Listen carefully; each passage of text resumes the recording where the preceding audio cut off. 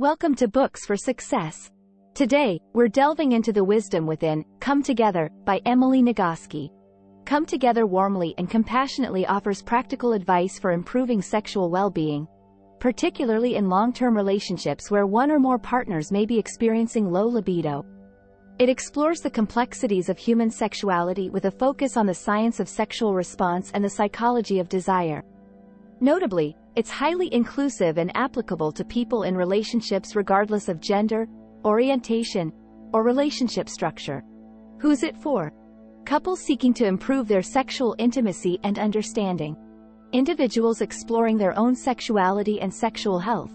Sex educators looking for research-based information to share. Before we begin, subscribe and ring the bell for notifications if you want to keep receiving the knowledge of book summaries about health, wealth, love, psychology, and much more. Don't be shy about dropping your book suggestions for us to summarize.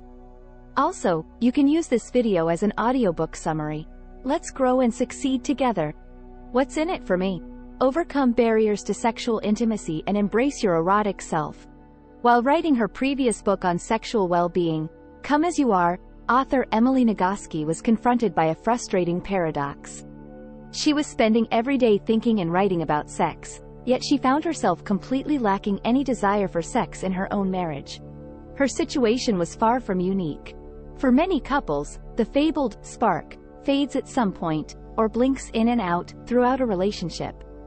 Various life stresses, health concerns, and even existential crises can create barriers to intimacy. And unfortunately, the common solutions for spicing things up often focus on novelty or specific sexual behaviors rather than the root causes of intimacy issues.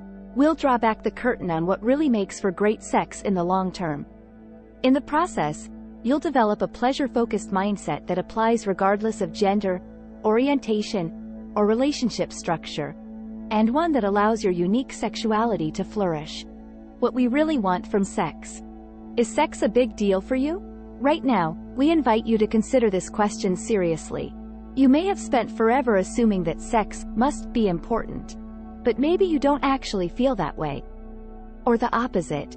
Sex is even more important to you than you feel like it should be. Here's the thing. In reality, there is no objective importance to sex. It's not like food or water, where you'll die without it. Because everyone is different, you get to decide what role sex will play in your life and relationships. And remember, whether you view sex as essential or no big deal at all, your feelings are valid. If you do think sex has some importance, why? Most likely, it's not just the physical sensations you're after. For most people, the number one reason to have sex is experiencing closeness with a partner. The other top reasons include sharing pleasure with someone else, being desired, and the freedom to escape and lose yourself in ecstasy. By asking yourself this question, you're developing an understanding of what makes sex worthwhile to you. And by understanding your why, you can more easily access the how. As in, how to create a context that leads easily to sex. We can think of this mechanism as consisting of an accelerator and brakes.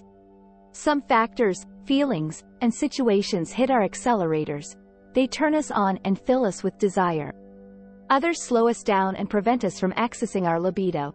Everyone's different. For one person, the potential for getting caught could hit their accelerator while slamming on another person's brakes. When you remember a time when accessing pleasure was easy, what was going on in your life or how were you feeling about the state of the world?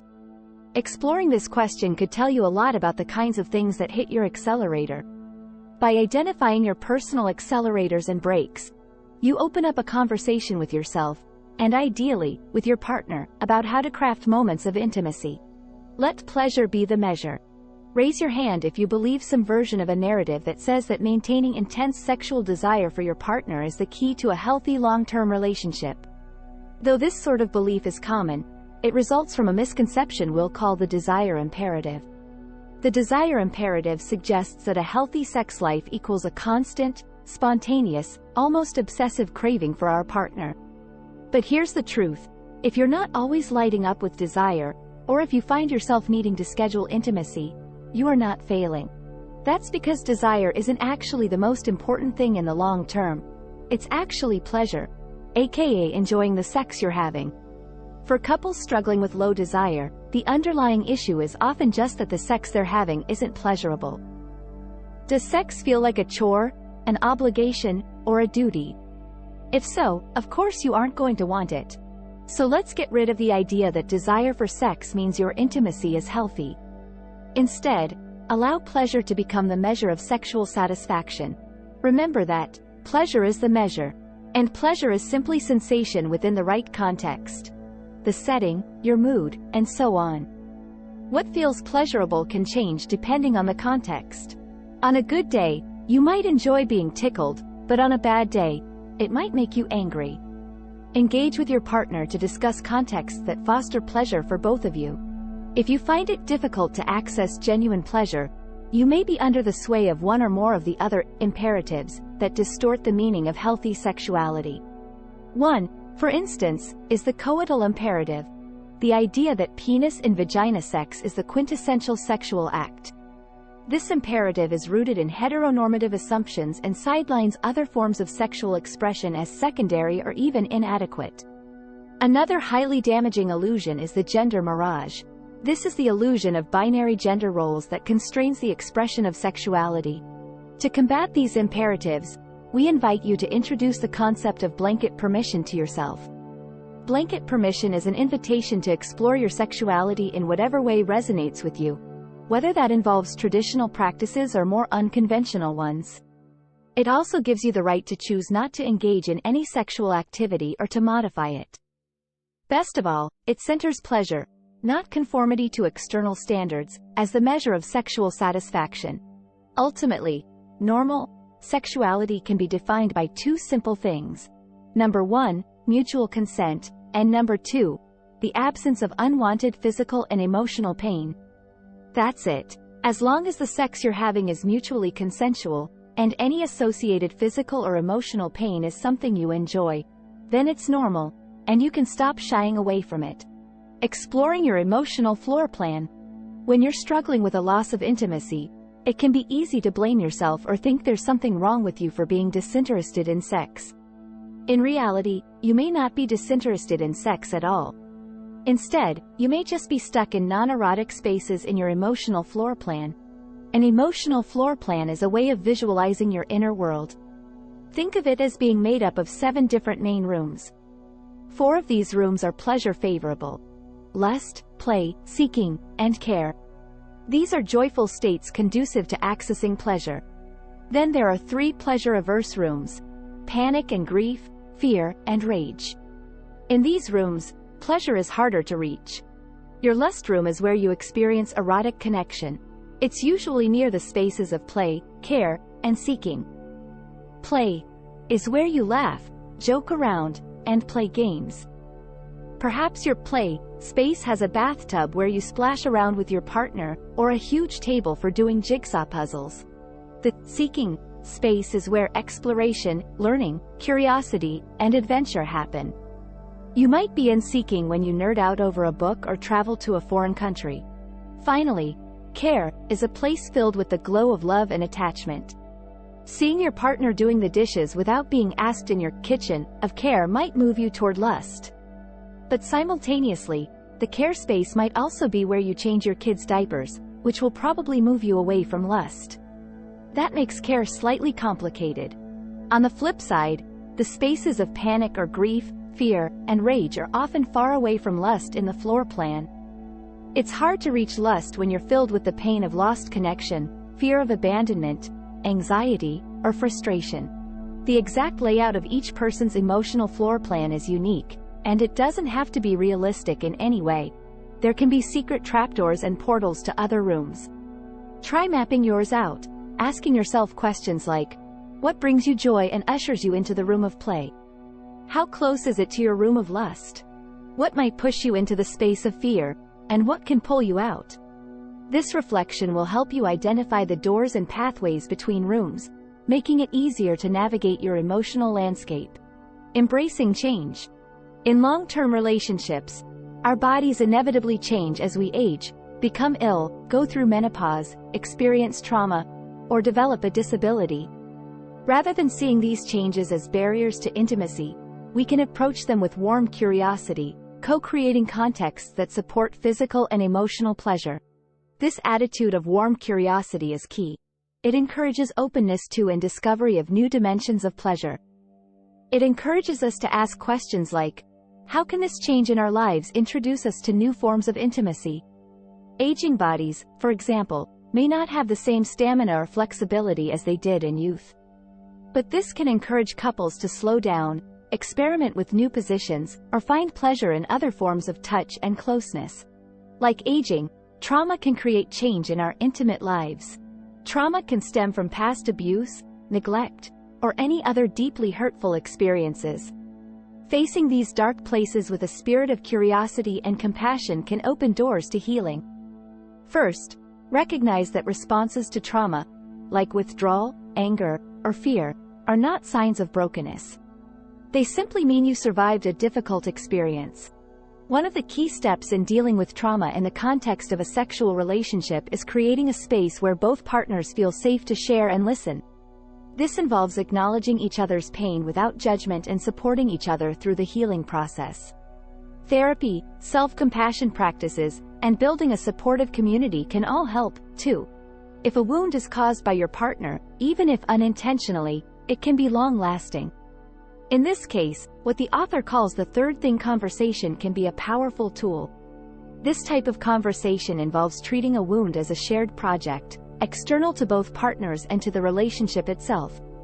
This externalization creates the necessary space to explore feelings. To do it, both partners should share the difficult feelings they're experiencing without judging each other. Then, they should turn toward the feelings with calm, warm curiosity. One or both partners might acknowledge the feelings or offer a pathway out of the negative headspace. Then, the conversation can be closed by one or both partners expressing admiration or confidence in their bond. This approach keeps the problem outside the individuals and relationship, helping to avoid blame. Erotic magic. Have you ever experienced a moment of such profound connection that you felt transported to another realm of being? Where the boundaries of your individual self seem to dissolve into oneness with another soul or the universe itself. Even if you haven't, rest assured this state is possible for all. Accessing this state is what the author calls the magic trick. It's a form of mindfulness that's about embracing our erotic wisdom and celebrating our capacity for embodiment. The magic trick isn't just about sex, either. We can tap into erotic wisdom during any sensory experience, from drinking cold water on a hot day to hearing the resonance of voices joined in song. The journey begins with savoring, the art of using all of your senses to deeply appreciate life's pleasures. On a practical level, this might look like sharing out loud with others when you feel joy. Or it could mean deliberately taking time to focus your attention on every single bite of a delicious meal. Savoring these sensory experiences is worthwhile because it deepens our connections, with our partners, with our bodies, and with the universe itself. This path, of course, is not mandatory, but it can profoundly shift how you experience life. The magic trick is something you can work on alone, but also with others. In this, the key technique is to move your body rhythmically with others for a shared purpose, and all of it by choice. By moving your body, you're establishing and facilitating contact with your erotic wisdom. By doing it rhythmically, you're shifting your biology to synchronize with others, encouraging an expanded sense of self. The magic trick happens in this context of expanding freedom and play. And remember, the magic trick does not have to be a sexual experience. It can happen while singing in a group of people, swing dancing with a partner, or praying at a religious service. The exploration of erotic wisdom and the practice of the magic trick are invitations to embrace the fullness of our sensual being.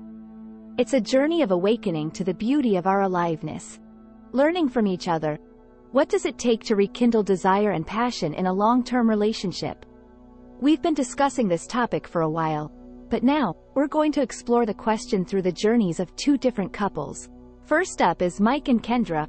This couple began experiencing a loss of intimacy during Kendra's first pregnancy, as Kendra's spontaneous desire disappeared. Mike wanted Kendra to want sex more often. Meanwhile, Kendra hated feeling like her lack of desire was a problem that needed to be fixed, especially since she still enjoyed the sex they did have.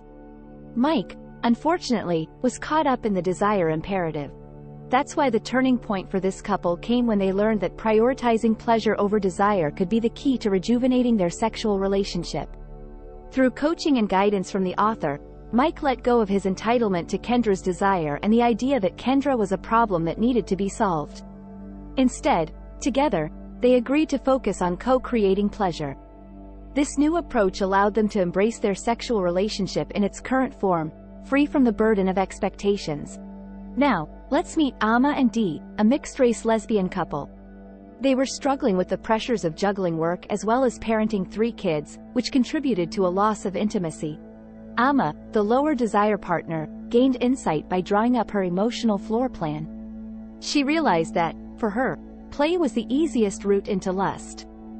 So, while in the shower with Dee one day, she told Dee, "I need joking around."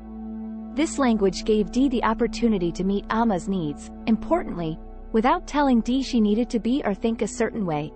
Another of this couple's approaches involved making use of the magic trick. One day, Dee proposed that she go down on Amma for a while. During this session, she focused on very slowly exploring Amma's entire body rather than rushing to sexual gratification, and also took breaks for conversation. By slowing down and savoring, Dee allowed Amma's arousal and desire to rise and fall naturally, transforming their intimacy into something truly extraordinary. Though differing in details, both tales reveal the power of communication. These couples show us how vulnerability and insight can transform relationships. Final words. Sexual well-being comes from prioritizing pleasure over desire and embracing compassionate communication. It also stems from rejecting harmful societal myths, such as the desire imperative and gender mirage, and instead approaching your unique sexuality with warm, compassionate curiosity. Ultimately, vulnerability, curiosity, and the deliberate creation of pleasure-focused contexts can significantly enhance intimacy and connection, making room for more authentic and satisfying partnerships. Thanks for being part of our insightful voyage.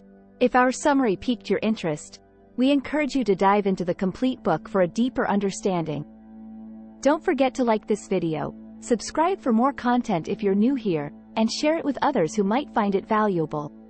Keep on reading, discovering, and advancing until our next adventure.